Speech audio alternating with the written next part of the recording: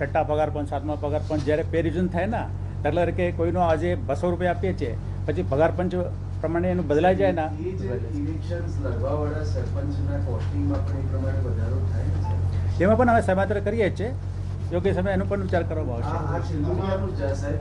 આ છેલ્લું 2010નું છે 15,000ની મર્યાદા ચેક કરો. 15માં વધારે છે.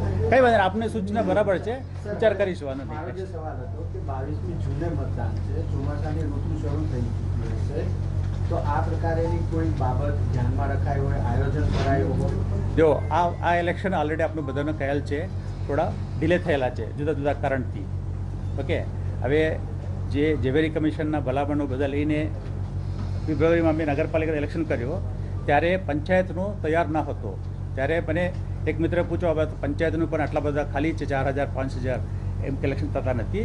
ત્યારે જે રિઝર્વેશનનો મુદ્દો જો હતો ને 27%નો એના અમલવારી હજુ ફાઇનલ થયો નથી જિલ્લા કક્ષાએ. ત્યાર પછી અમે આ પૂરું કરાવી દીધું ગયા મહિનામાં. ત્યાર પછી અમે આમાં શું છે એક વખત રિઝર્વેશનનું પૂરું કરાવવું પડશે, ત્યાર પછી મતદાર યાદીની ફીસ કરવું પડશે. મતદાર યાદીની ફીસ કરવા માટે પણ સમય લાગે. અમારા મતદાર યાદી અમારા રૂલ પ્રમાણે ભારત ચૂંટણી પંચના જે મતદાર યાદી છે એનું લઈને બેઝ તરીકે અમારા કરવાનું હોય છે. અમુક રાજ્યોમાં છે પોતાની રીતે કરતા હોય છે, એના માટે પણ આમાં સમય લાગે.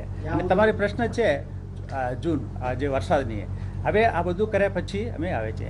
હવે પછી વરસાદની સિઝન પછી 3 માસ પછી જૂનમાં જનરલી 3rd વીક પછી અહીંયા વરસાદ આવે છે મોટા પાયે. તો દક્ષિણ ગુજરાતમાં તો અમુક પાકેટમાં વરસાદ આવે છે પણ એ ધ્યાનમાં રાખેલા છે.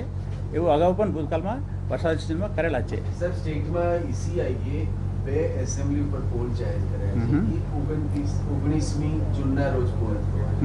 એ 2 કોન્સ્ટિટ્યુન્સી છે, એક કડી છે અને એક વિસાવદર છે.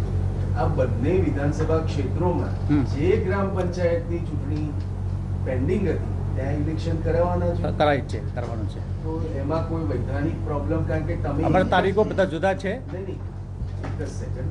કડી વિધાનસભા મતક્ષેત્રે અને વિસાવદર વિધાનસભા મતક્ષેત્રે એમાં એ જ વહીવટી તંત્ર કામ કરવાનું છે જે વહીવટી તંત્રે ECI માટે કામ કર્યું. એટલે ત્યાં અને એવી બે આ બંને કોન્સ્ટિટ્યુન્સી હેઠળની મારા ફિગર જોઈ લો સેપરેટલી, આ બંને કોન્સ્ટિટ્યુન્સી હેઠળની કેટલી ગ્રામ પંચાયતો છે કે જ્યાં તમે ઇલેક્શન કરાવો એ આપજો તમે. હા,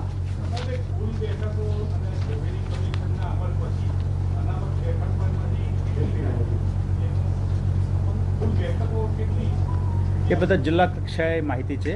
અમે આપણું નહીં સમય લાગે, થોડા અત્યારે નહીં મળે,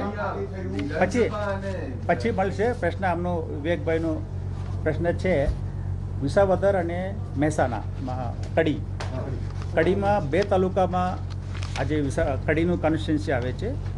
એમાં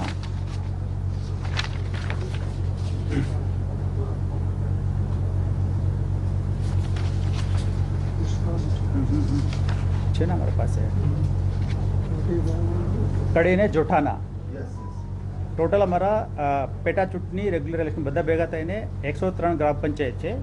એમાં કડીમાં 93, જોઠાનામાં 10, ટોટલ 103 ગ્રામ પંચાયતમાં પેટા અને સામાન્ય ચૂંટણી ભેગા થઈને આવે છે. વિસાવદરમાં 4 તાલુકામાં આવે છે. વિસાવદરમાં 33, બેસન 20, જુનાગઢ 19, ભગાસરા 3, ટોટલ 75 જેટલા ગ્રામ પંચાયતી. એમાં બગાસરા 3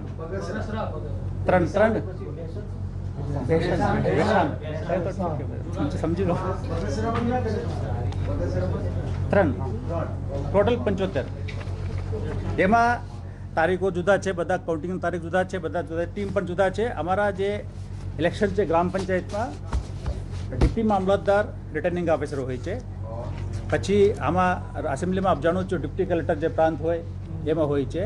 ખાલી પ્રાંતનું જે 2 પ્રાંતમાં એમનું નોટિફિકેશન જે બહાર પાડવાનું હોય, જે 2 તારીખે કમિશનના જે વતી જે નોટિફિકેશન બહાર પડે છે એના કામગીરી એટલું છે. બાકી બધા મેં આખી જિલ્લા વિવેક 1 મિનિટ અગો કડી વિસાવદરમાં એક જ પ્રાંત સાહેબ 2 ઇલેક્શન કન્ડક્ટ કરશે. જો ઇલેક્શન આરઓ કન્ડક્ટ કરે, પ્રાંત આરઓ છે.